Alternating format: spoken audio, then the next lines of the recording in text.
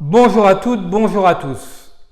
La directive CSRD va rentrer en application dans le droit français à la fin de l'année et donc une obligation pour les entreprises de mettre en place un reporting de durabilité.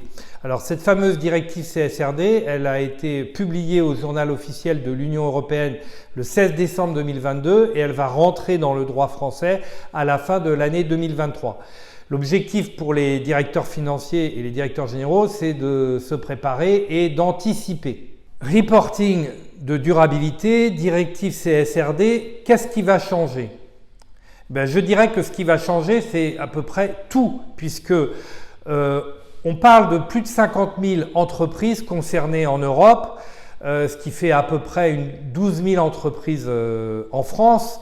Et si les textes sont attendus pour le droit français d'ici la fin de l'année, le calendrier, lui, il est figé, il est inscrit dans le marbre par seuil, par type d'entreprise, par taille d'entreprise. Donc vous pouvez vous y référer dès maintenant sur ce fameux calendrier. Alors qu'est-ce qui change concrètement ? Eh bien avant, les entreprises envisageaient la RSE sous l'angle de la gestion des risques.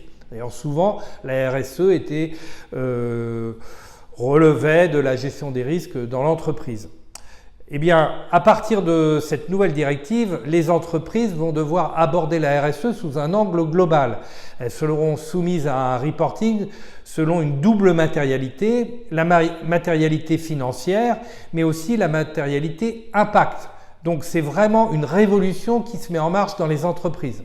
Alors, directive CSRD, reporting de durabilité, quels sont les points à anticiper ?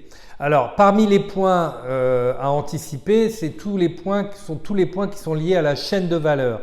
Les entreprises vont devoir reporter des données qu'elles vont collecter en interne, mais aussi qu'elles vont aller collecter auprès de tiers. Ça peut être des fournisseurs, des partenaires.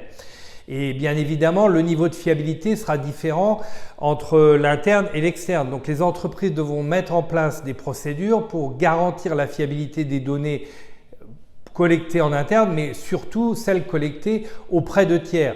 Donc des procédures de contrôle, mais aussi des procédures pour limiter leurs responsabilités en cas de données erronées fournies par ce tiers.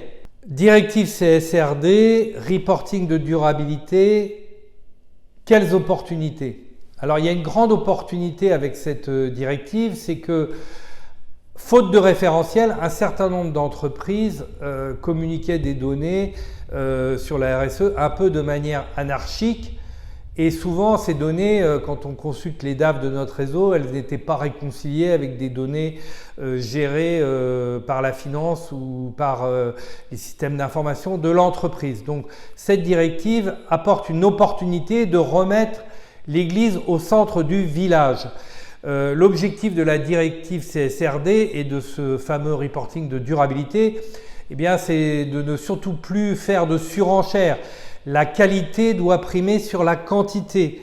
L'objectif pour les entreprises, c'est de garantir qu'on communique des données financières et extra-financières qui sont fiables et qu'on a les procédures en place pour garantir au fil de l'eau que les données que l'on communique au marché ou que l'on communique à des tiers, eh bien, sont à un bon niveau de fiabilité. Donc, je le répète, c'est une opportunité pour les entreprises de travailler sur la qualité des données et non plus sur la quantité. Alors, directive CSRD, reporting de durabilité en synthèse. Eh bien, en synthèse, la directive, elle a été publiée, le droit français, on l'attend pour la fin de l'année, le calendrier, il est disponible. C'est vraiment une opportunité pour les entreprises de recentrer leur communication de manière globale, ne plus avoir d'un côté la finance, de l'autre côté 3 ou 4 indicateurs qui se battent en duel, sans qu'on sache vraiment qu'est-ce qui est pertinent, avec souvent des risques que les indicateurs contredisent le financier. Et comme le disent souvent les DAF de notre réseau, ces indicateurs-là, ils ne les considèrent pas comme faisant partie de leur responsabilité, parce que souvent, ils considèrent que c'est de la communication ou du greenwashing.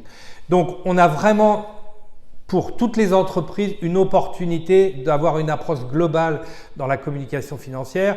Les directions générales, les directions financières doivent se saisir de ce problème, de faire de cette contrainte de reporting une opportunité.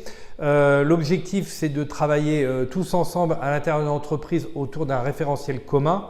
Et donc nous, Objectif Cash, notre proposition, c'est de réunir des directeurs généraux, des directeurs financiers dès la rentrée et de pouvoir échanger autour de ces thématiques. Parce que ce qui est sûr, c'est que on ne pourra pas revenir en arrière, il faudra se soumettre à cette norme. Et évidemment, plus on aura préparé en amont, plus on sera capable de dominer son secteur, en tout cas de montrer qu'on est proactif sur cette thématique. Donc n'hésitez pas à vous inscrire à nos prochains petits déjeuners sur la thématique de la directive CSRD du reporting de durabilité. Les formulaires d'inscription sont en ligne sur le site. Vous êtes tous les bienvenus.